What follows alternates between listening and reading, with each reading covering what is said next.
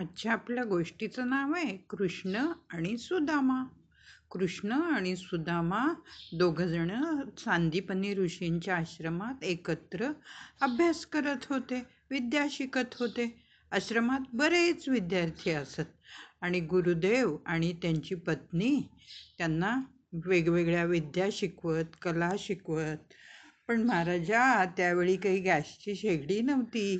लायटरनी एका मिनिटात चालू केली आणि जेवण तयार. चूल पेटवावी लागे आणि त्यासाठी जंगलातून वाळलेली लाकडे आणावी लागत.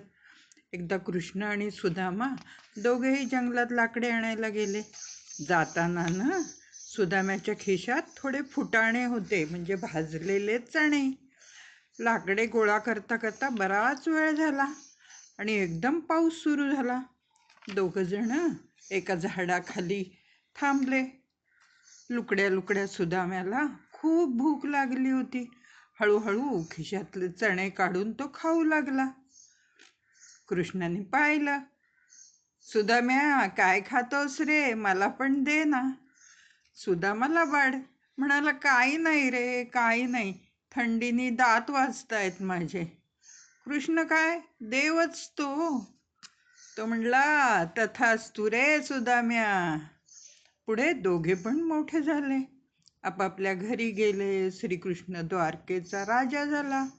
सुदामा पण आपल्या गावात भिक्षुकीचे काम करीत असे, पूजा पोथी करत असे, पोथी वाचत असे, पूजा करत असे. पण बरीच मुले झाली आणि खूप गरिबी त्याच्या वाट्याला आली. एके दिवशी सुदाम्याची बायको त्याला म्हणाली, एवढं सांगता द्वारकेचा राजा माझा मित्र आहे, माझा मित्र आहे, जा आणि त्याला काहीतरी मागा, आपली मुलं उपाशी राहतात. कसा बसा सुदामा द्वारकेला जायला तयार झाला, पण म्हणाला, रिकाम्या हाताने कसे जाऊ कृष्णाला भेटायला, काहीतरी बरोबर दे ना.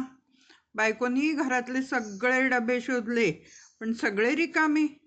मग ती शेजारणीकडे गेली, म्हणाली, काहीतरी देता का, घरात खायचं असेल तर. शेजारणीने पोहे चाळले आणि चाळून जो भाग खाली उरतो ना, तो तिला दिला. घरी येऊन ते पोहे तिने सुदाम्याला दिले, त्याच्या फाटक्या उपरण्यात बांधले आणि म्हणाली, आता जा तुमच्या कृष्णाला भेटायला. मजर दलमजर करीत सुदामा जंगलातून एकदाचा द्वारकेला पोहोचला. एवढा मोठा महाल श्रीकृष्णाचा, बापरे. या फाटके कपडे घातलेल्या माणसाला कोण विचारतंय तिथे. गेला बरं का महालापाशी. अंगावर काय, एक फाटकं उपरणं आणि एक फाटकं धोतर गाठी बांधलेलं. पण एक दरवान थोडा चांगला होता बरं का, सिक्युरिटी गार्ड. त्याला जाऊन म्हणाला, मला कृष्णाला भेटायचं आहे हो, माझा लहानपणचा मित्र आहे, तुम्ही जाऊन निरोप सांगता का. तो दरवान मग आज जाऊन कृष्णाला सांगायला गेला, एक गरीब ब्राह्मण आलाय, तुमचा मित्र आहे म्हणतो. कृष्णाने विचारलं, काय नाव, काय नाव. सुदामा. अरे, सुदामा आलाय. सिंहासनावर बसलेला श्रीकृष्ण उठला आणि म्हणाला, कुठे आहे माझा सुदामा, चला चल मला दाखव. श्रीकृष्ण मग दारात येतो बरं का आणि सुदाम्याला महालात घेऊन जातो खूप आदराने. तेथे त्याच्या राण्या बसलेल्या असतात, रुक्मिणी, सुभद्रा, आणखीन कोणी कोणी. त्याच्या मित्राची ओळख करून देतो सगळ्या राण्यांना. सुदाम्याला आपल्या जवळच्या आसनावर आदराने बसवतो. सुदाम्याला खूप आनंद होतो, माझा कृष्ण खूप चांगला आहे. पण मग कृष्ण म्हणतो, मित्रा, एवढ्या लांबून आलास, माझ्यासाठी काही आणलं का रे खायला. सुदाम्याला खूप लाज वाटते, पण लाजत लाजत आपल्या उपरण्याची गाठोडी बाहेर काढतो आणि पोहे काढून कृष्णाला देतो. मग कृष्ण मोठ्या आवडीने ते पोहे खाऊ लागतो. सुदाम्याने आणले म्हणून. रुक्मिणीच्या लक्षात येते तेव्हा ती म्हणते, अहो, आम्हाला पण द्या थोडेसे पोहे, एकटे खाऊ नका. मग सगळ्यांना वाटतो पोहे. मग सुदाम्याला उंची वस्त्रे देतात, छान छान कपडे आणि छान महालात राहायला देतात, नवे नवे पदार्थ खायला देतात. 3-4 दिवस सुदाम्याची चंगळ. पण मग काहीच बोलत नाही श्रीकृष्ण. मग सुदामा म्हणतो, मी आपला घरी जातो आता.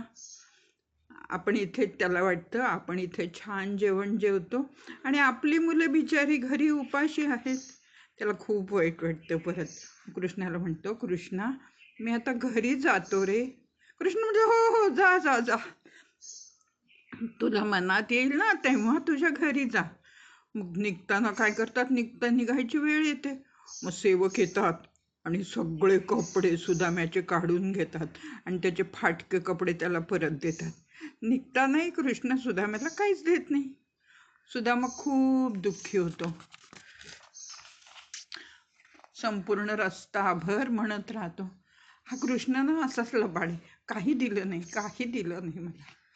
मग तो आपल्या गावी जंगल पार करून आपल्या गावी घरापाशी पोहोचतो. तर त्याचं सुनघर नाहीच. आपलं घर कुठे गेलं म्हणून तो विचार करायला लागतो. तेवढ्यात त्या महालातनं एक त्याच्या बायकोसारखी दिसणारी बाई येते, खूप दागिने घातलेली आणि छान छान कपडे घातलेली, आणि मुलं पण येतात छान छान कपड्यात.